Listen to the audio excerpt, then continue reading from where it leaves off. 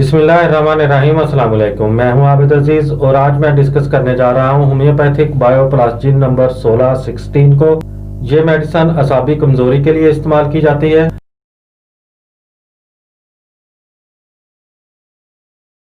अगर इसकी कंपोजिशन में बायोकेमिक साल्ट को देखा जाए तो इसमें शामिल है calcarea phosphoricum 3x, ferrum phosphoricum 3x, kali phosphoricum 3x, magnesium phosphoricum 3x, natrum muriaticum 3x। ये इसमें इक्वल मकदार में शामिल किए गए हैं। असाबी कमजोरी के साथ किसी भी वजह से थकावट, आम कमजोरी, कल्बे मैदे या असाबी निज़ाम की खराबी या नींद की कमी यानी नींद का पूरा ना होना, यह दुआ असाबी कमजोरी और इसके ज़िमनी असरात को दूर करने के लिए अक्सीर है।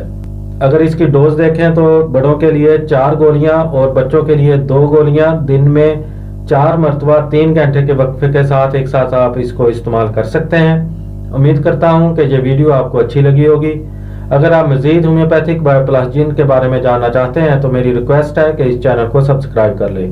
नेक्स्ट वीडियो तक मुझे दें इजाज़त। अल्लाह हाफिज़।